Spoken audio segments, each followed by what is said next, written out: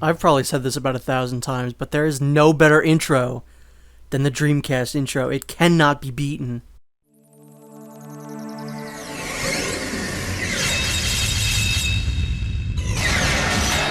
Oh God, inject the nostalgia directly into my brain. So the last Sonic game that I played on this channel was Sonic 06. And you know what? I deserve this right now, okay? I played through Sonic 06 twice for this channel. So, we are going to be playing Sonic Adventure 2 on the Dreamcast. The original release, which is slightly better in some regards to the GameCube version. But we'll get into that when we actually start the game proper.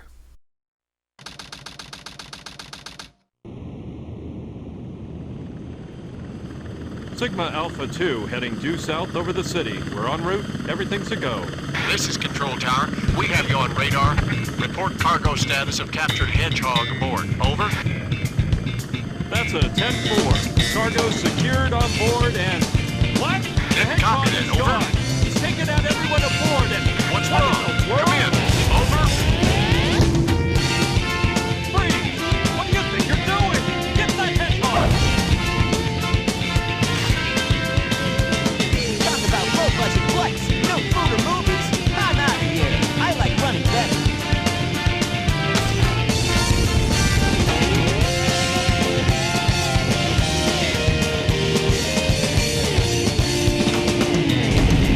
Yeah!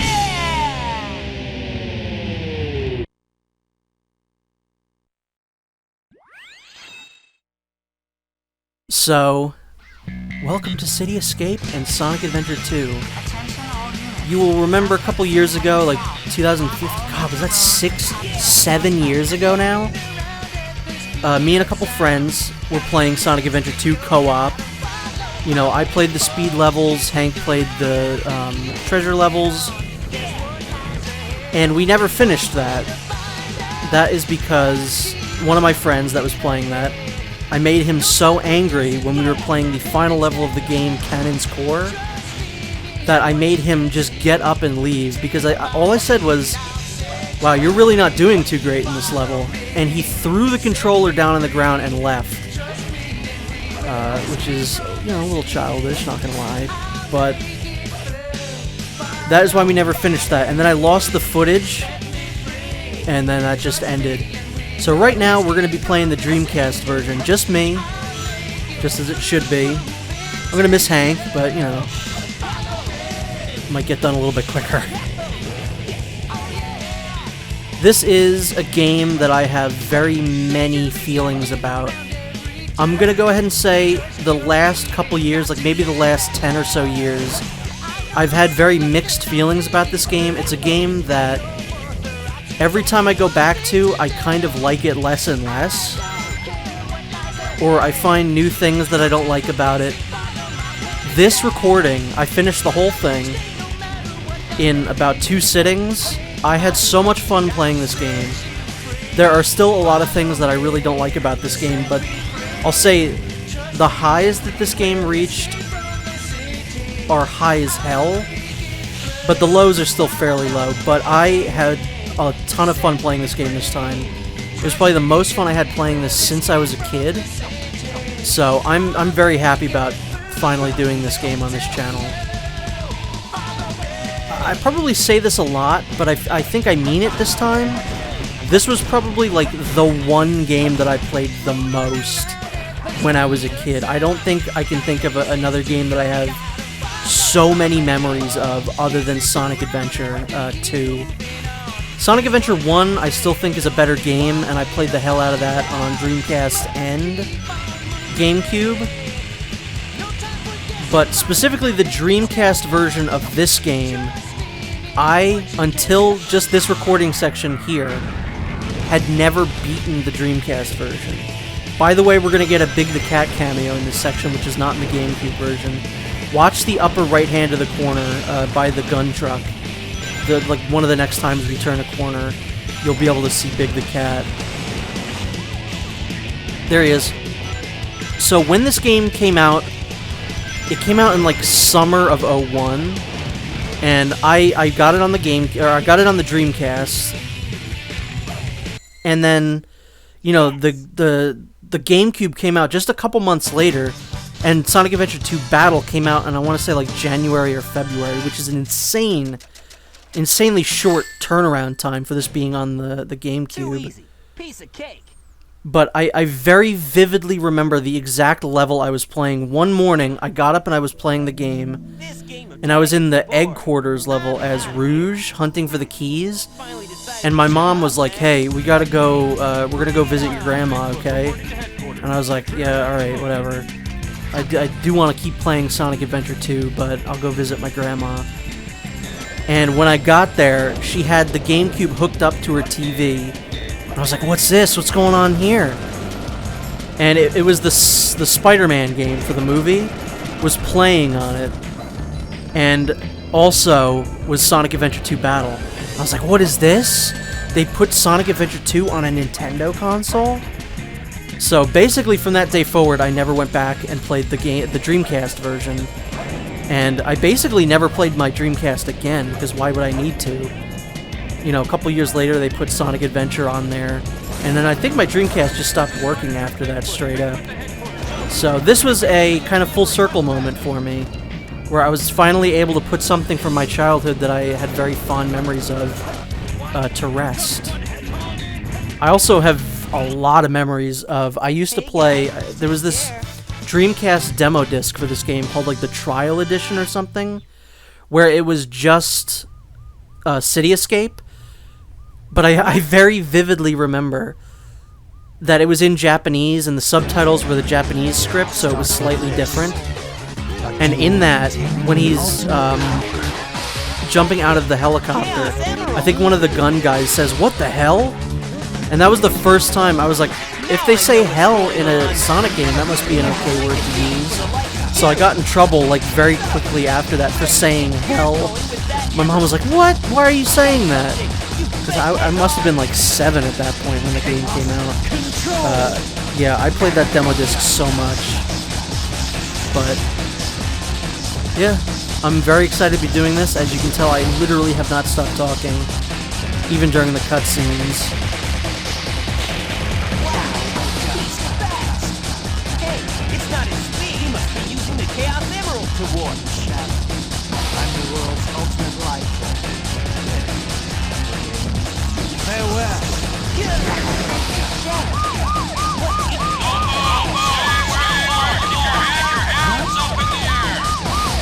The audio still has not quite been fixed from Sonic Adventure 1. I'd say it's actually worse in some places, with the music being so much louder than the voices. But also the audio mixing itself, like characters talking over one another, is obviously a big problem. Let go! You just don't know when to give up, do you? What are you talking about? That emerald's mine. You got that?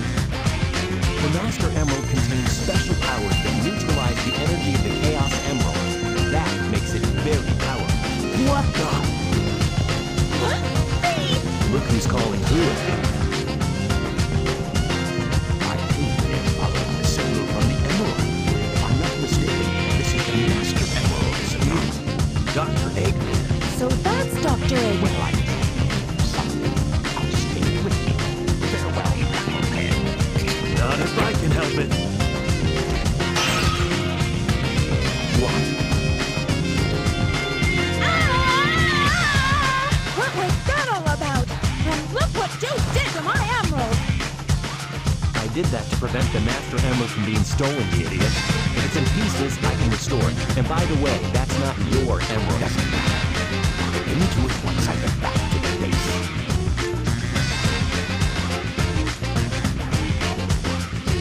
I despise anyone who takes jewels from me. All the world's gems are mine to keep. Yeah, we'll see about that, Batgirl. Whoa, Warner Brothers is gonna sue, brother. So, this is the element of the game that has aged the worst. In my humble opinion, the treasure hunting in Sonic Adventure 1 wasn't something that I loved, but it is something that is passable and I'll enjoy playing it. In Sonic Adventure 2, they screwed this up so badly. In Sonic Adventure 1, if you're near another emerald, all of the pings will ping, if that makes any sense. All of the radars will ping if you're near it. This one only goes one at a time. Like, for instance, right here, that was the third emerald, and I was right next to it. It didn't show up on the radar. If this was Sonic Adventure 1, that one would have shown up too. This is the worst part about this entire thing. Levels like this are fine because they're short, they're sweet, they're pretty enclosed, you don't have to worry too much about, you know, traversing the level. As they get more and more open, the two of those things combine to make the worst levels in this game. Big open levels where you can only technically look for one emerald shard at a time. Sucks. It's really bad.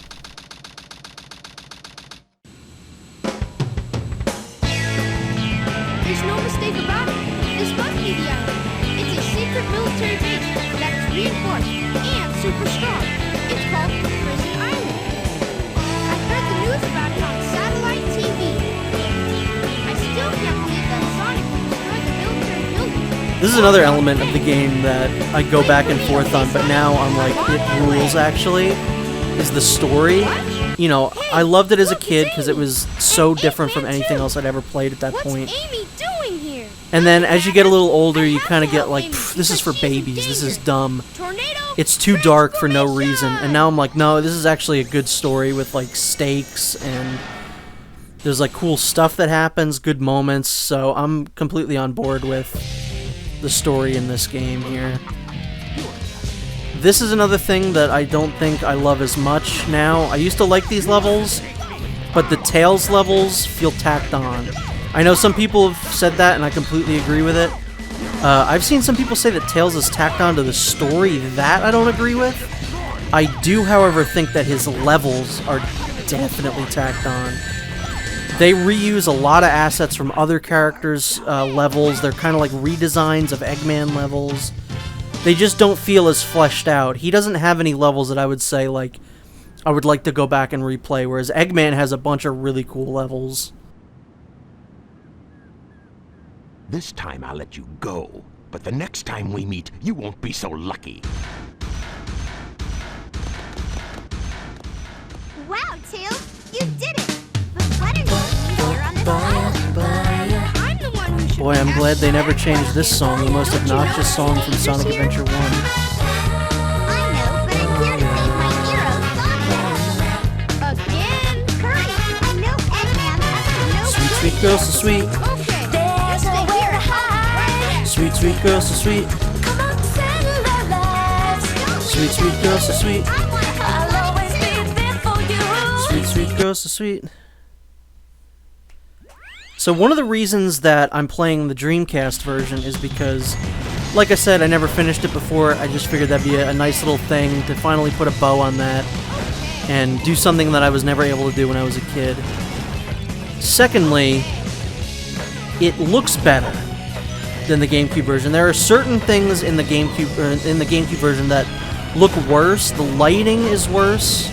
Some textures are different. It's not as noticeable as Sonic Adventure 1. Like, if I'm going to play Sonic Adventure 1, I'm going to go back and play the Dreamcast version, because the Dreamcast version has the best character models. There are a lot of other textures, like ground textures. There's some redesigns in the levels that are 1,000 times better in the Dreamcast version.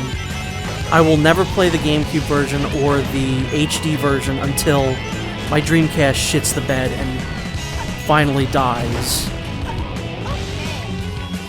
The Dreamcast version of Sonic Adventure 2 is different, but it's not as noticeably different. You know, there are certain scenes that you can point to and go, this scene definitely has better lighting than the GameCube version. Some of the textures are better. I think the character models look better in the Dreamcast, but it's not as big of a deal.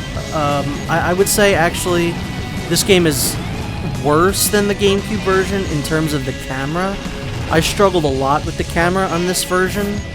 Like, areas that I've never had a problem with before, suddenly in this version, I was like really struggling to get through because the camera was just being a complete piece of garbage.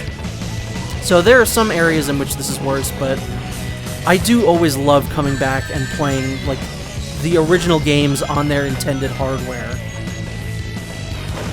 I don't have proof of this because I've never, you know, in recent years I haven't played Sonic Adventure 2 as much as I did when I was a kid. There are some level elements that I feel like are changed in between versions. And again, that could just be my memory failing me, but it feels like there are some layouts that are slightly different. But again, not so much as in Sonic Adventure 1 that you go like, wow, this is clearly inferior, or even just different at all. So, I don't know. There's a YouTuber, Cybershell, who makes really good Sonic videos, who did a very good comparison of why Sonic Adventure 1 on the Dreamcast is like much better than the GameCube version. There isn't really a video like that for this, but you can look up like websites, like I think the Cutting Room Floor might have a bunch of good info. I don't remember exactly, but you can see some of the changes. I think there's a couple videos that show like differences between cutscenes. If I'm not mistaken, yeah, I think the cutscene we're about to get now is one of those that is like by far without a doubt better looking in this version. But I'll stop talking about the technical stuff now because I know it doesn't really matter. Oh, however, this game does run at a crisp 60 frames a second, which looks and plays incredible. So this cutscene here, the lighting is 1,000 times better on the Dreamcast. Huh? Amy? Keep your voice down. Have no fear. Amy Rose is here. How'd you get here? Well, if you gotta know, I caught a ride with Tails. Are you sure you don't need my help? It looks like you could use it. The reason I'm in here is because of that fake hedgehog. You mean that black hedgehog? Whoa, Did Amy, see you it? cannot Where say is it that. now? If I tell ya, will you marry me? No way. I thought I had you this time.